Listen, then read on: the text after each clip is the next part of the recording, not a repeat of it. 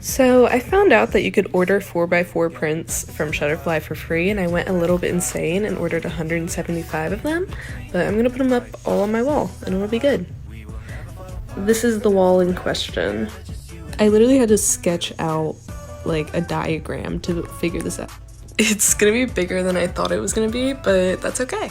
I'm using this putty stuff I found at Target to put them on my wall. This is taking forever, but we're getting somewhere. I'd say I'm about halfway done now. I am so close to being done. I am finally done. This could not have turned out better. Shout out to Shutterfly. Do y'all remember these lucky stars? Oh, there's heart version. So good for Valentine. And I'll show you how to make paper and a pair of scissors. And I made this little box to put it in. Look. I also made this fortune cookie. My paper is 15 centimeters by 15 centimeters. The length doesn't matter too much, just the width as you please. I like the 2 centimeter size. I cut this into strips of... Okay, I don't do tutorials for this because I can't speak. Okay, you got the strips. Easier than the stars. You just triangle. And then you fold this up. Fold it over. And you repeat till you get to the end. Just trim a little. And like the stars. Like so, like that. Cut the round edge, and then the fun part is you just... They'd be so cute in a little mason jar with like hundreds of them. Make your own custom beret. First, cut out 2 circles with a diameter of 12 inches. Measure your head to find its circumference.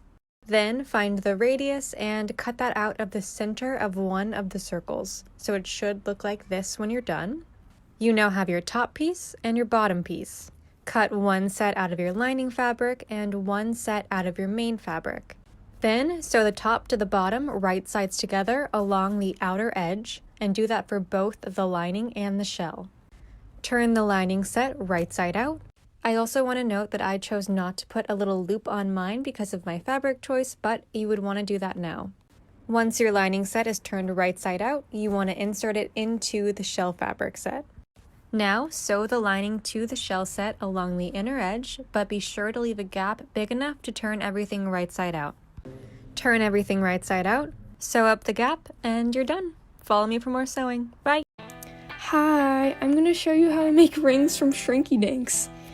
So I'm going to use any type of Shrinky Dink, but I'm using frosted white for this. Coloring tools, and scissors. I'm going to use Posca pens. I'm going to cut a long strip, and then I'm going to cut that in half so that my ring isn't too big. And then I'll round off the edges, and I'll draw my design. I'm going to do this cool spider web. And then I'll bake that on 325 for 2 minutes. And when it's right out of the oven, I shape it around a lip balm, because that fits my ring size. And I'll finish it off with some clear nail polish. And yeah, that's how I do it.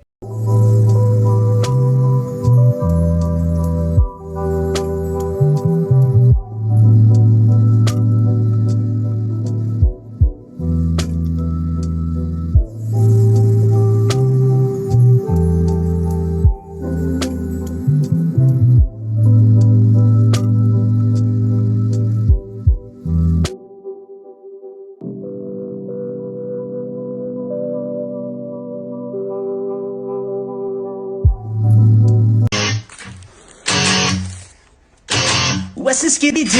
We're coming after you. Gotta solve that mystery. Hello and welcome to a tutorial on how to print out these posters.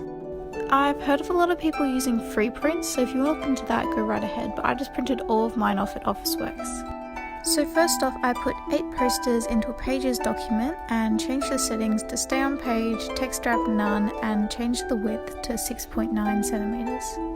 Then you're going to want to line up the poster to the very corners of the page and change the settings for the rest of the posters to the exact same as the first one. For the final 2 posters, you're going to want to change the rotation so that they're horizontal. Then just duplicate the first page and replace all the images so that you can fill it out with the rest of your posters. After that, you export as a PDF, and I'll show you how to print out at Officeworks in the next video. So today we're going to be making a DIY Von Dutch corset top. So you'll need a pattern, it's in my Instagram bio, some scissors, paint, and some jeans. So I first just cut the jeans into the shape of the pattern, then I projected the logo so I could paint it. After that, I hemmed the raw edges and then added some grommets, and here's a little before and after of each of the panels. Then I laced it up, and there is the finished result. Then I just added a few accessories like the Vivian choker I made in a previous video and a bag, and I am so obsessed with this look.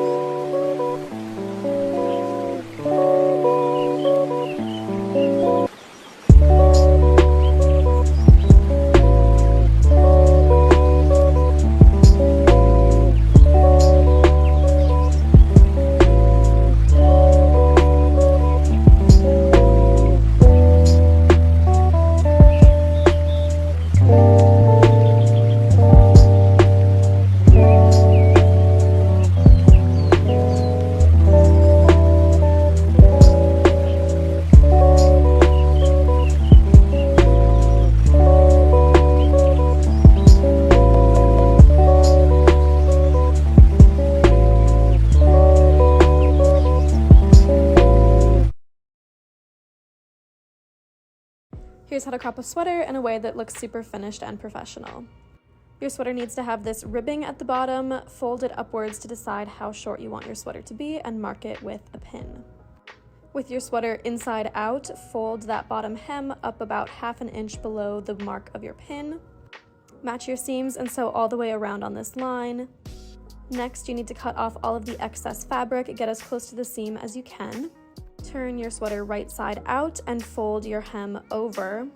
Lastly, sew this fold down, enclosing the raw edge inside of it so that you have a really nice looking cropped sweater and no